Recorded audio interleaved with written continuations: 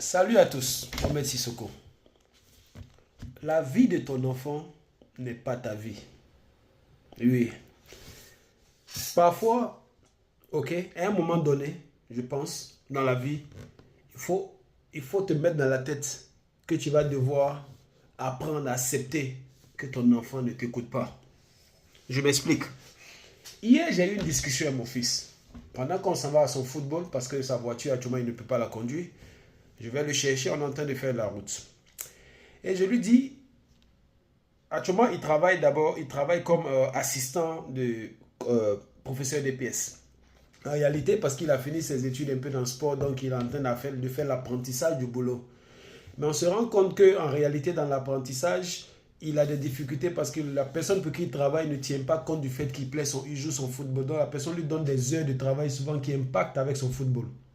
Donc à un moment donné, il décide par exemple que, écoute, je pense que je vais laisser ce travail-là, je vais aller dans la vie normale. Ok, je vais faire un autre boulot.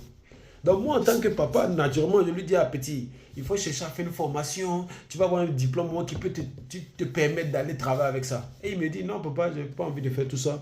Je vais choisir un boulot directement.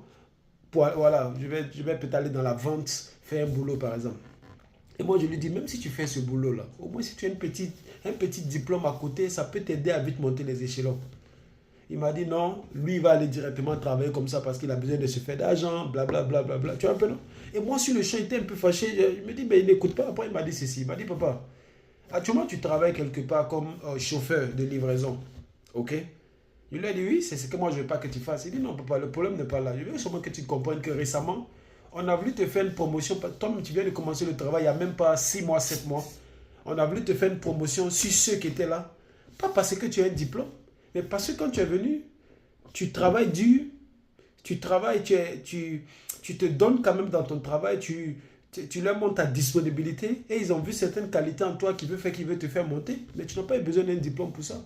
Ça va être la même chose à moi. Je vais faire un travail. Si dans le boulot, je vois que je veux monter, à partir de ce moment, je vais faire peut-être s'il y a besoin d'une formation qui peut m'aider à monter, je vais faire la formation pour monter.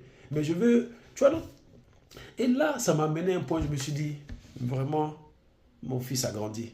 Ou il est en train de grandir. Parce qu'il est en train de prendre son indépendance vis-à-vis de mes conseils. Et c'est là que je me suis dit, en réalité, je dois accepter que sa vie, c'est sa vie. Et moi, en tant que papa, pour ne pas me trouver dans des clashs avec lui, c'est de comprendre que sa vie étant sa vie, moi, je dois être sur le côté, en train de le suivre par rapport à cette décision qu'il prend. Parce que ce qu'il a dit, je suis tout à fait d'accord avec lui. Je peux faire un travail et si j'ai besoin, si je pense que j'aurai besoin d'une qualification à un moment donné, je vais aller faire. Je peux aller à l'université à tout moment, je peux aller au collège, aller apprendre à tout moment. Et ça m'a amené à, vraiment, ça m'a amené à comprendre qu'en réalité, je suis en train de vouloir vivre ma vie à travers lui, sa vie. C'est pas parce que moi, j'ai pas pu faire certaines choses et que je veux forcément que lui il fasse. Lui, il va faire les choses en fonction de ses aspirations parce que chacun de nous a quelque chose en lui qui le rend différent des autres, même si c'est ton fils. C'est vrai, tu es son papa, tu lui as donné des conseils toute sa vie, mais à un moment donné, il faudrait que tu comprennes que souvent tu dois le laisser faire certaines choses. Par exemple, je le vois souvent, il est en train de partir dans quelque chose, il va aller taper sa tête, je le laisse, exprès, je le laisse. Parce que je sais que si je commence à lui parler, il ne va pas m'écouter à ce moment précis parce que sa gamme est déjà gabée là-dessus. Donc je le laisse souvent, quand il finit de taper là, je suis juste à côté, quand il est là tombé, je le récupère rapidement, puis lui dis, mon petit, on ne fait pas comme ça. Il fallait faire comme ça. Que ce soit en matière de gestion d'argent avec lui, que ce soit dans l'étude des petits pointages de go, etc. Souvent, il fait des choses, il frappe des poteaux, tu sens qu'il a des choses, mais comme tu l'avais vu en train de partir frapper le poteau, tu étais de côté, tu attendais, dès qu'il frappe le poteau, tu le récupères, tu lui donnes le conseil, et puis ça rentre.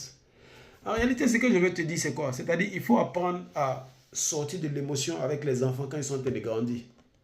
Rassurons-nous seulement que pendant qu'ils sont en train de grandir, on est en train de leur donner des valeurs qui vont faire qu'ils ne vont pas se trouver dans des problèmes. Des valeurs de travail, des valeurs d'honnêteté, ok? Et des valeurs de, de, voilà, de personnes qui est quand même bien dans la société. Je pense à partir du moment où ça devait être notre lutte. Parce que dès que tu arrives à inculquer ça à ton enfant, accepte qu'il prenne ses décisions, accepte qu'il fasse ce qu'il veut faire. Parce qu'à à la fin de la journée, sa vie, c'est sa vie. Il ne va pas vivre sa vie de façon toi tu veux qu'il vive ça. il va vivre sa vie comme il a envie de la vivre. Parce que c'est lui, c'est sa vie. Je ne sais pas si on se comprend. C'est sa vie. Nous, en tant que parents, on est juste protecteurs. On veut pas qu'il souffre. On veut pas qu'il galère. C'est vrai, c'est bien beau. Mais la réalité, là, sa vie, c'est sa vie. Prie Dieu seulement, fais ton effort de telle sorte qu'il soit quelqu'un qui ne soit pas un problème pour les autres dans la société. Le reste, laisse-le vivre ces choses. Mais sois toujours là, fais-lui comprendre que, quel que soit dans quoi il va rentrer, s'il a des difficultés, tu vas être toujours là pour le soutenir, tu vas être toujours là pour lui. Et le reste, laisse-le vivre sa vie. Parce qu'en réalité, c'est sa vie. Ok? Mohamed Sissoko, on est ensemble.